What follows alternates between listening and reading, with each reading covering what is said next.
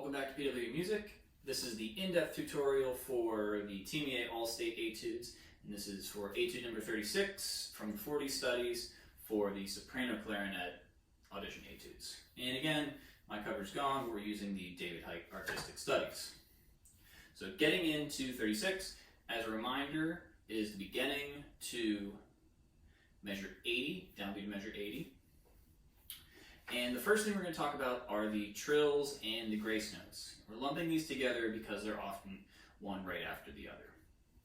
So the way that I think about these in this etude are you want to combine them into kind of a turn.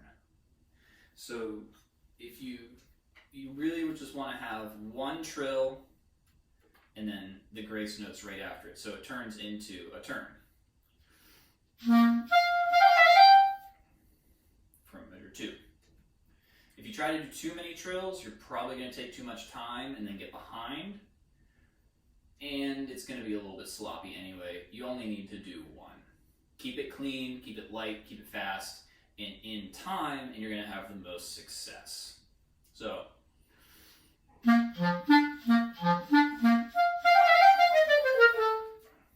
something like that. And again, as it says on the TMEA website, you're going to slur into the next downbeat from the grace notes. So instead of, it's going to be slurring into it whenever those appear. And if you want a written out example of how this is going to appear rhythmically, you can look for the first example is in measures 9 and 10, where on the third eighth note of the beat, you have 4 30-second notes. And that's pretty much what it's going to become whenever you have that trill and the grace notes. So if we use measure 2 as an example, you have on the third eighth note, G. So it'll instead become G, A, G, F sharp, G. It's going to be 5 notes, but similar to the 30-second notes in measures 9 and 10. The next thing we're going to talk about with this etude is articulation. And the first thing with the articulation is that for the 16th notes, we have 2 main types. We have the staccatos with the slur above it, and you have just the regular legato, nothing to it articulation. And once you get it up to tempo, these are actually going to be pretty similar. You want to keep the tongue light, nice bouncy articulation. You don't want to get too heavy because it's going to be pretty quick.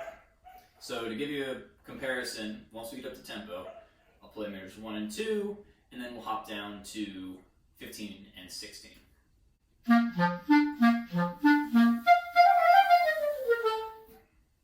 Now measures 15 and 16.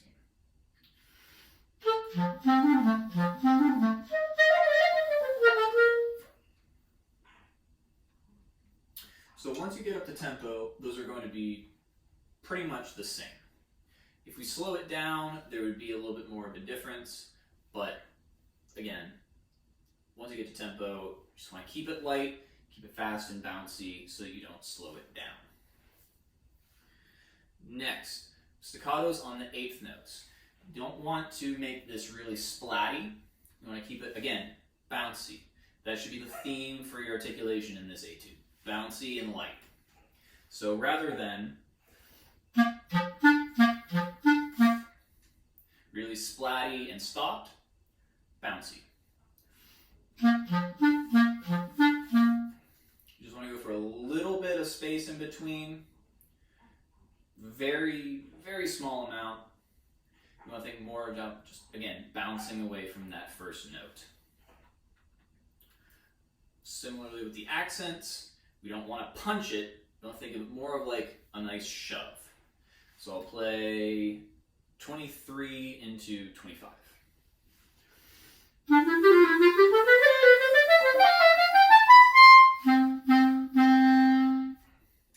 So on that high altissimo D, didn't splat it, shoved it. Final thought for the accents, whenever you have an accent on the third eighth note of a group, you can give it a little bit more to kind of give a little more flavor to the offbeat feel than when you have an accent on beat 1. So we'll do 51 and 52 to show that off.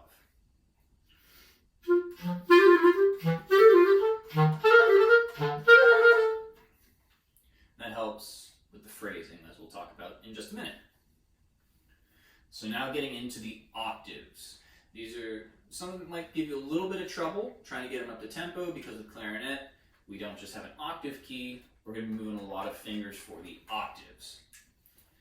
And for these, you want to keep the air strong and fingers light, blow through them. Don't be afraid and back off with the air, or you're going to be working against yourself. So one of the things I like to think about with the larger intervals is you want to fill up that interval with air. You see a big space on the page, just imagine filling that up with your air support. You want to lean into the lower note, and you could imagine a tenuto on all of the lower notes, because you're going to use that as kind of your launch pad to get up to the next one. So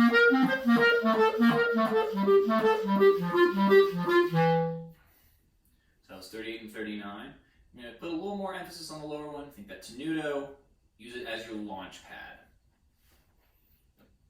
And the last thing, we want to make sure the melodic line is always audible.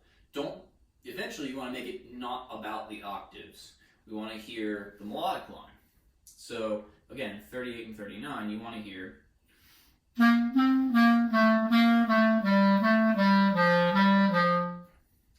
rather than making it very technical and fingery and worrying about the octaves. Always be thinking about the musical line. To get into phrasing now, we always want to be pushing ahead. And with 6/8 and this kind of this dance feel, you want to be thinking about that third eighth note leading into the next downbeat. So, again at the beginning.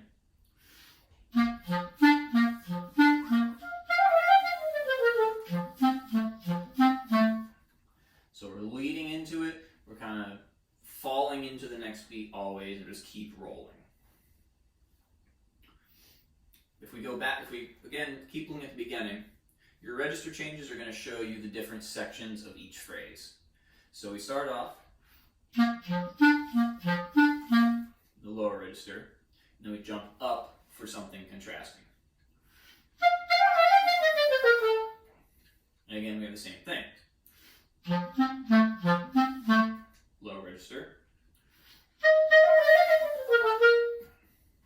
Now, as we go further in through the piece, we get some different changes for how that works, but those are the basic divisions of your phrase.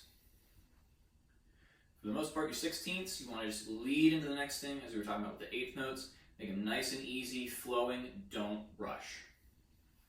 So now for some examples of different things you can do musically to make it a little bit easier or to give it a little bit extra flavor. We're going to start in measures 23 to 25. And here, again, this is where we're going up that altissimo D. I played an example of the accents. And here you want to push all the way up to that altissimo D, and then we're going to make a nice, distinct, bold statement when we go back down to the lower Ds.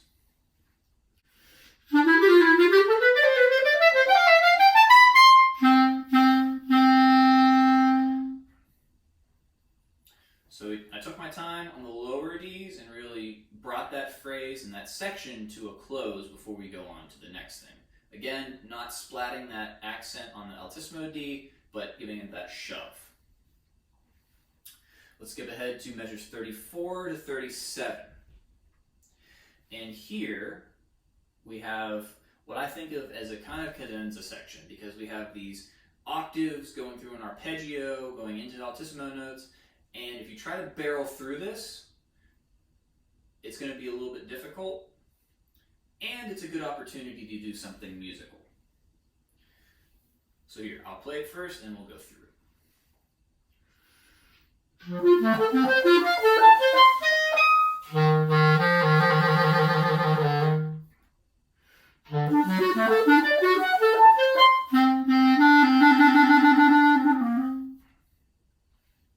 So we're starting off the 16th notes, closer to a tempo, and as we get higher, we're going to slow down and really stretch it out.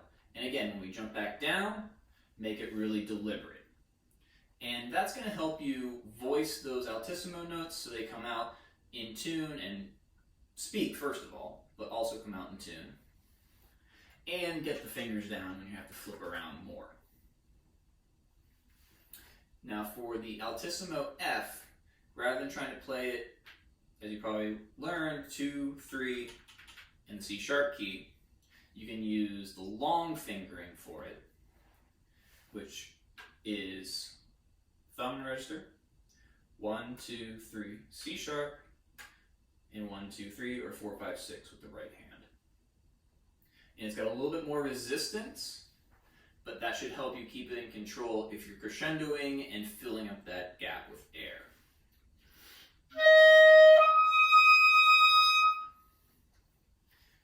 It also lets you push a little bit and project and let it ring out. We're going to skip ahead to the pickups to measure 43. We have a little bit of a hold back on some 16th notes, and we have something similar again in measure 58. We'll just use this example as both of them. So here you can really hold it back as much as you feel comfortable with. Obviously, if you want to play it a little more conservative, don't do it as much. If you want to be more dramatic, you do a little bit more. With this one, it can be a little tricky because you want to push into the next thing, but you really have to back away, because we have a diminuendo, into piano for the odd tempo.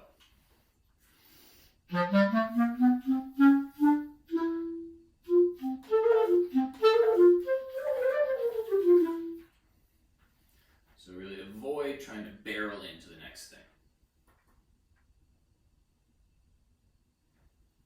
Skipping ahead just a couple bars, we're looking at 47 to 50. And here is where I go a little bit off book, where we have these flourishes on the 3rd, 8th note in 47 and 49. I like to give those a little bit of a accent since they're different from the trill and grace note figure that we have so many times. Here it's a little bit different.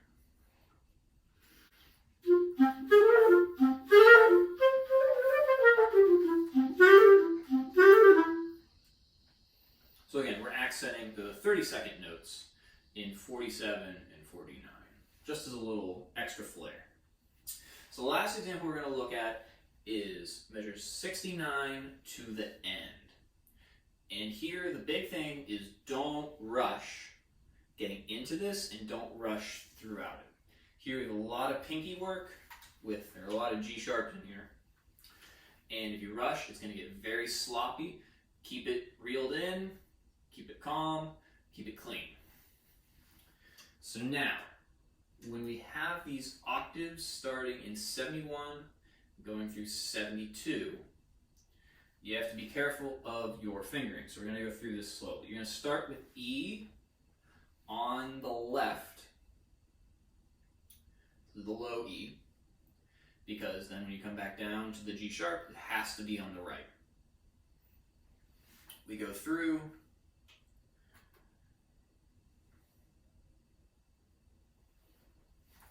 then your B over the break, 3rd line B, is going to be on the right, because C sharp, when we come back down, has to be on the left.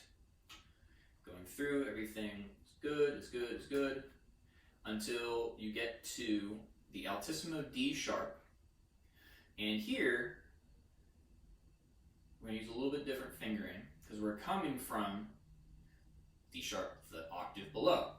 So, rather than using the fork, because you have to slide, you're going to play it thumb register 2, 3, 3 in the right hand, or 6, and your E flat key.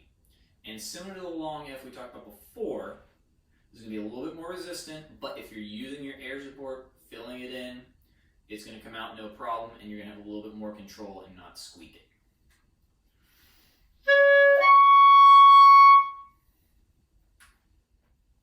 So that does it for our in-depth tutorial of Etude 36. If you have any questions or something I left out, don't hesitate to let me know, and we'll see you in the next one. Happy practicing.